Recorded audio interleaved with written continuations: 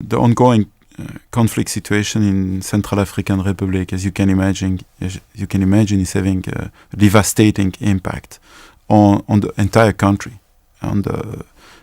As a matter of fact, FAO and WFP recently carried out an assessment of the food security situation in the country, with a particular focus on the impact of the situation on the country's economy. The report found that the GDP of the country has reduced in 2013 compared to 2012 by about 28%, while in terms of the agriculture sector, there has been a contraction of almost 37%. So in economic terms, already a very big impact.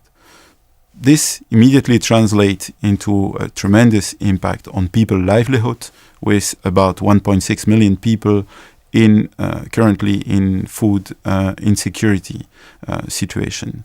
And the entire economy is affected with, for example, the trade and transportation sector being a fraction of what it used to be, essentially due to the fact that businessmen have left the country. This combined with insecurity on the roads has led to a situation where the supply of food commodities is a real challenge. This situation is further complicated by the fact that currently we have a much anticipated lean season. So it's the hunger gap that is normally starting in July in Central African Republic, and which this year in the country has, as a matter of fact, already started. This shows the need for massive assistance from the World Food Programme. The World Food Programme is currently providing food assistance to about 1.25 million people. This will need to continue over the coming month until the next harvest, which we hope will be a bit better and which should not be before August. It is essential that we provide farmers with agricultural inputs in time for them to plant their land. This is the main challenge for FAO.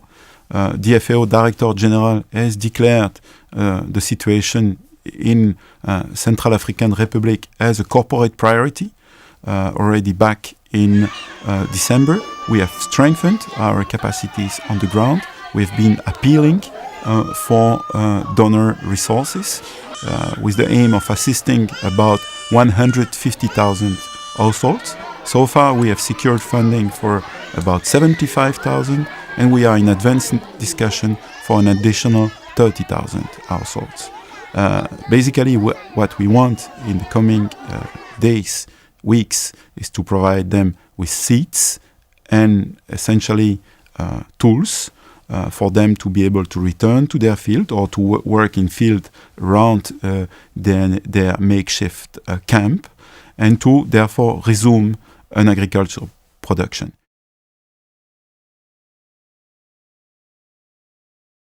I was recently in South Sudan. I was also in Darfur.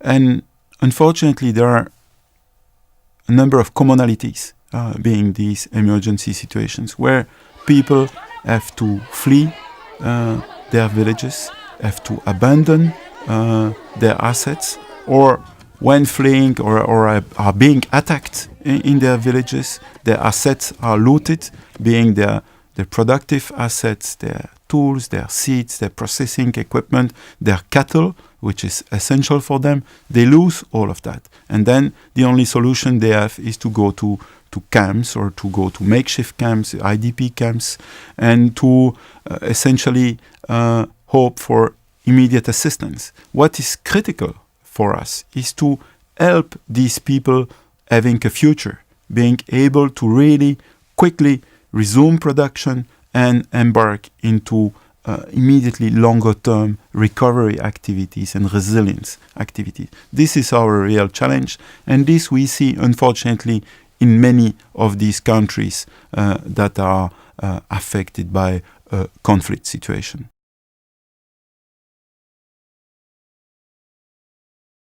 First and foremost, we need peace. We can do whatever we want. It will be recovery assistance, humanitarian assistance, relief assistance, humanitarian assistance, but what we need is peace and stability in the country. If we have peace and stability, if we have dialogue among the communities, then we will be able to have the country back on track.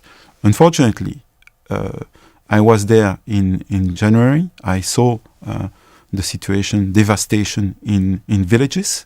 What I hear from report over the last few days is that the security situation on the ground is unfortunately not improving. So we are not there yet. And I'm afraid that we are unfortunately going towards what could be a protracted situation with a need for, unfortunately, continued humanitarian assistance for the foreseeable future, unless, as I said, there is a massive move with international community involvement towards peace.